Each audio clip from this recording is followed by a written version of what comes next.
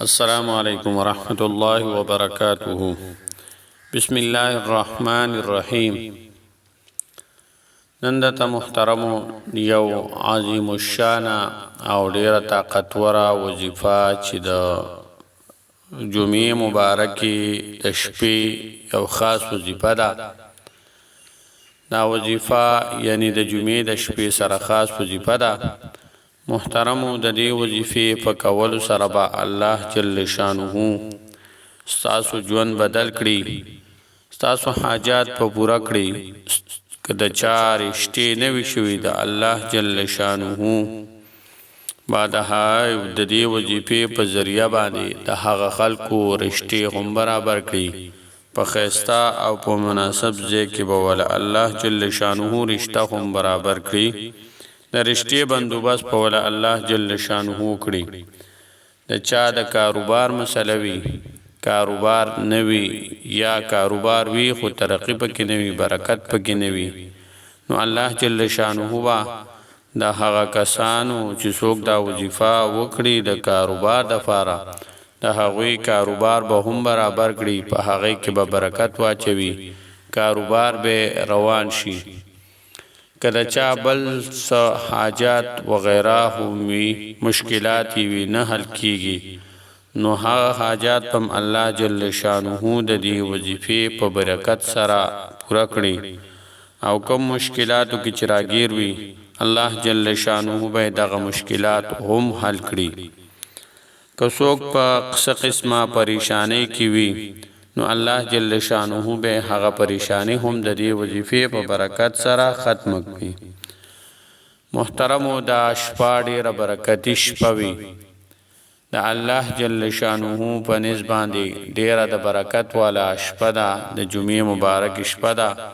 د ټولې د هفتې څومره ورځې دي څومره شپې دي د هغې ټولو سردار شپه ده، ورځ ده.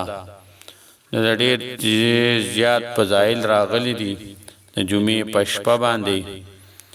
نو محترمو دا وظیفه چې کومه زه نن تاسو ته وړاندې کوم، تاسو ته پیش کوم، دا هم د جمعې مبارکې په شپه باندې ده. شپه دا وظیفه ډېره اسانه مختصر غونته کې عمل دی. د قرآن پاک د عظیم الشان صورت عمل دی. محترمو راځو د وظیفې طرف ته. وظیفه په څه ترتیب باندې ده، طریقې کار یې څنګه دی. محترمو کله چې د جمعې شپه شي، د جمعې د زیارت په ورځ باندې نمازیګر انور پریوځي، یعنی ماښام شروع شي. د ماښام نه واخله تر سحر وخت داخلېدو پورې چې د سبا داخل شي وخت، د هغه ټیمه پورې چې تاسو ته کم ټیم هم ملاو شي، آسان ټیم وزګار ټیم په هغه ټیم کې تاسو دا وظیفه کولی شئ. اول به محترمو 2 رکعاته نفل صلات حاجات وکړئ. بیا به د هغې نفس تاسو په خپل ځای باندې ودرېږئ او 11 ځله یعنی 11 مرتبه به درود پاک په نبی علیه الصلاة والسلام باندې ووایئ. بهترین درود چې کم دی هغه درود ابراهیمی دی، یعنی کم چې موږ په مانځه کې لولو، دا به 11 ځله ووایئ. بیا به د هغې نه پس کښېنئ په قلاره باندې په سکون سره. بیا به 41 پیرې یعنی 140 پیرې به تاسو سوره فاتحه سورة الفاتحه دا به ووایئ 41 پیرې 41 مرتبه. بیا به د هغې نه پس ودرېږئ 11 ځله بیا درود پاک په نبی علیه الصلاة والسلام باندې ووایئ.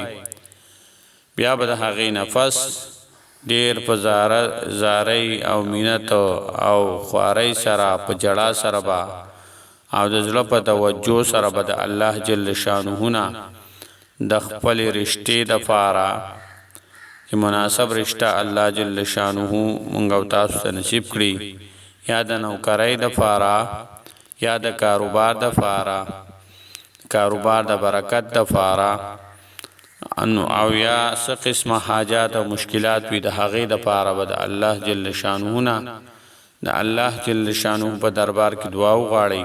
الله جل شانه به د دې وظیفې په برکت سره بس تاسو ټول حاجات هم پوره کوي او تاسو مشکلات په هم حل کوي. نو محترمو دا وظیفه د ثواب په نیت باندې نورو مرګر سره هم شریک کړئ او شیر کړئ. السلام علیکم ورحمت الله وبرکاته.